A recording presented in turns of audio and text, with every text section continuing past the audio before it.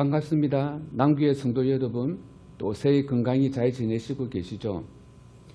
제가 이 제목을 정한 이유는 30년의 의사 생활을 하면서 제가 경험한 바 의사는 이 열과의 정쟁이며 싸움을 해도 관이 아니기 때문입니다. 그만큼 이 열을 떨어뜨리는 것이 우리의 생명과 직결되기 때문입니다.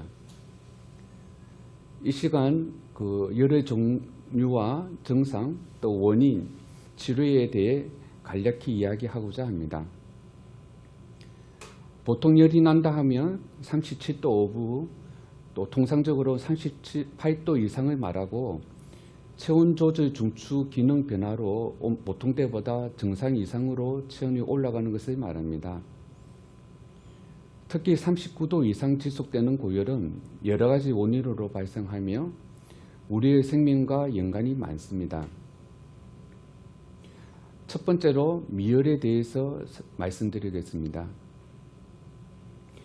37도에서 38도 정도의 미열은 환자들이 주로 온몸이 으시시하다는 근육통을 호소하시고 머리가 찌끈거리는 정도의 두통을 말합니다.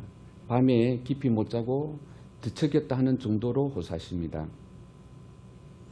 그리고 식은 땀이라 해서 자고 나서 옷이 살짝 젖어 있으면 미열이 난 증거가 됩니다. 오한은 거의 없는 편으로 식사는 식욕이 없어 부드럽게만 드신다고 호소하십니다. 이런 경우 대표적인 질병으로 일반 감기라 생각하시면 됩니다. 하지만 근육통도 없이 체력 저하, 식욕 부진이 동반된 미열이 한 달 이상 지속되는 경우 다른 질병이 존재하는지를 반드시 검사를 해야 합니다.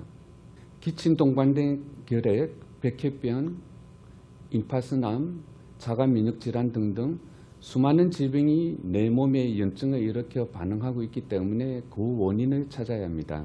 미열로 인한 질병은 당장 생명을 위협하지는 않지만 미열의 원인을 찾아 근본 질병을 치료해야 됩니다. 두 번째로 생명을 위협하는 39도, 특히 40도를 넘어가는 고열을 중심으로 살펴보겠습니다. 39도 이상 40도 넘어가는 열이 발생했을 때 보통 환자들은 평상시 체온계로 체온을 재고 있지 않아서 그 정도로 높게 체온이 올라간 것을 모르고 오시는 분이 대부분입니다. 그래서 40도 이상 고열 시 우리 몸의 반응이 어떻게 나타나는가 하는 것으로 고열을 의심하고 감지할 수 있는지를 말씀드리겠습니다.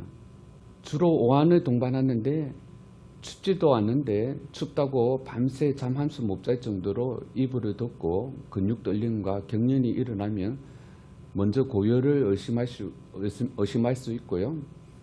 또한 머리가 깨질 정도로 심한 두통이 동반되고 심박봉수가 본인이 느낄 정도로 빨라지는 반응이 나타납니다. 그리고 식사는 아예 할 수 없을 정도로 물만 마실 수 있다고 호소하십니다. 이런 경우 환자들이 흔히 집에서 해열제로 타이레놀이나 이부프로펜을 먹고 일시적으로 열이 37도 정도 떨어지면 오한이 사라지고 이불과 옷이 흠뻑 적실 정도로 땀이 많이 나게 되는데 이것이 환자 본인도 모르게 고열이 났던 증거가 됩니다. 이전에 독감을 앓은 분들은 주로 이 증상을 많이 겪어봤기에 알 수 있을 것입니다. 코로나 백신 미접종자가 감염되었을 경우 이 증상이 나타날 수 있고요. 백신 접종자가 감염되었을 경우 미열만 나는 일반 감기 증상으로 지나갈 것입니다. 원인이 바이러스인 경우에는 4, 5일 자연 경과 후 고열이 떨어져서 자연 회복할 수 있지만 다른 원인으로 7일 이상 40도 이상 발생하는 고열인 경우 열성 경련 발작과 같은 뇌기능 악화로 뇌사나 식물인간으로 빠지는 경우가 많고 각종 장기에 문제를 일으킬 수 있고 심장마비를 오게 할 정도로 상태가 악화될 가능성이 높습니다. 그래서 응급질환이 됩니다. 그러면 머리에서 발끝까지 고열을 일으킬 수 있는 흔한 질병은 무엇이 있을까요? 머리 부분에는 뇌수막염과 어린애들한테 주로 고열이 나는 중이염과 또 볼거리로 불리는 이하스님이 있습니다. 목 부위에는 목 안에 생기는 급성 편도선염이 주로 고열을 일으킵니다. 가슴이 폐 부위에는 폐렴과 폐농량이 있으며 배 부위에는 급성 단도염, 그다음 간 농량이 있으며 등 부위에는 급성 신우신염이 있습니다. 다리 부위 피부에 잘 생기는 봉화증염이 있고 또 피부에는 찐득이로 인한 가을의 정력병 질환인 쭈쭈가무시병이 있습니다. 앞에 언급한 질병들은 제가 진료실에서 고열이 발생할 경우 환자의 원인 파악을 위해 2, 3분 정도 문진해서 검사를 어떻게 할지 구별하는 질병입니다. 치료는 대정요법이라 해서 고열 발생 시 수분 소실이 많아 수액 치료가 기본입니다. 또한 해열 진통제 주사로 고열을 일시적으로 완화시켜 고통스러운 증상을 호전시켜 줍니다. 바이러스 중 독감에는 타미프루 치료제가 있고 코로나19는 현재 화이자에서 나오는 먹는 약으로 치료제가 시작되었지요. 하지만 그 외 바이러스로 인한 고열은 특효약이 없어 대정요법과 합병증 치료에만 중점을 둡니다. 박테리아 곰팡이로 인한 고열은 원인균에 맞게 치료를 하시면 됩니다. 흔히 TV 건강 프로에서 자주 언급하는 염증 수치인 ESR, CRP 수치를 물어보는 환자들이 종종 있습니다. 이 수치는 열이 염증 수치가 엄청 올라가 간염이 되었다는 증거가 됩니다.